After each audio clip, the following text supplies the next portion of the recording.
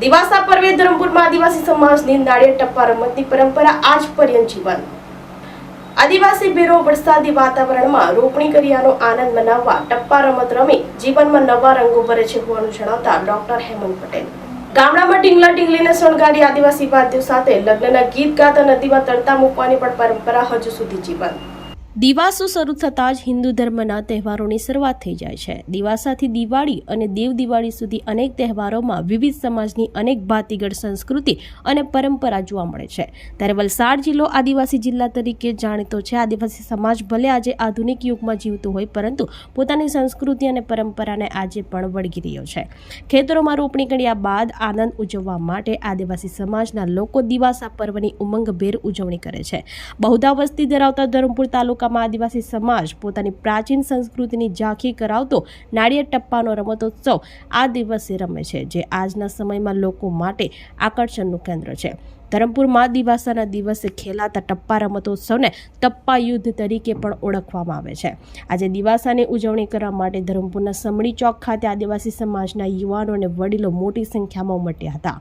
ધરમપુરના આદિવાસી સમાજના આગેવાન ડોક્ટર હેમંત પટેલ જણાવે છે કે દિવાસાનો દિવસ આદિવાસી સમાજ માટે ઉત્સવનો દિવસ છે। અષાઢી મહિનાના અંતિમ દિવસ એટલે કે અષાઢી અમાસે દિવાસો ઉજવાય છે। આદિવાસી ભેરો વરસાદી વાતાવરણમાં રોપણી કર્યાનો આનંદ મનાવતા ટપ્પા રમત રમી જીવનમાં નવો રંગો ભરવાની પરંપરા નિભાવે છે। ગામડામાં ઢીંગલા ઢીંગલીને શણગારી વાજતે ગાજતે આદિવાસી વાદ્યો સાથે લગ્નના ગીત ગાતા ગાતા નદીમાં તરતા મૂકવાની પણ પરંપરા હજુ સુધી જીવંત છે। આદિવાસી સમાજમાં વિવિધ તહેવારોની ઉજવણીનો પ્રારંભ પણ દિવાસા સાથે થાય છે। આજ નવી પેઢીના યુવાનો માટે આ ટપ્પા રમત પોતાની સંસ્કૃતિનું ગૌરવ સમાન ગણાય છે।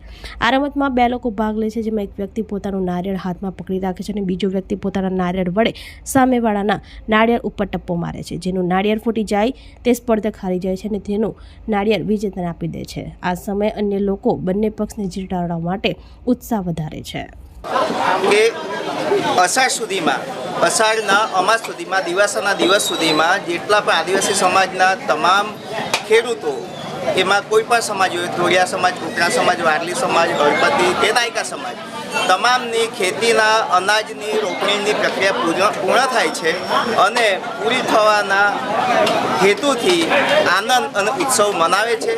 અને ઉત્સવ મનાવવાના અલગ અલગ રીતિ રિવાજો પરંપરાગત ચાલતા આવેલા છે। એમાં પણ ખાસ કરીને ગામડામાં જોઈએ તો ઢીંગલા ઢીંગલીને સજાવટ કરીને એને જમાડીને પછી નદીમાં તરતા મૂકે છે, વાદ્યો સાથે લગ્ન ગીત ગાતા ગાતા એ રીતે ઉત્સવ મનાવે છે। એ જ રીતે ધરમપુરમાં ખાસ કરીને સમડી ચોકમાં પારંપરિક ટપ્પા દાવ, નારિયેળના ટપ્પા, એમાં નારિયેળને એક હાથે પકડે છે, બંને હાથે પકડે છે અને બીજા વ્યક્તિ એમના પર પ્રહાર કરે છે।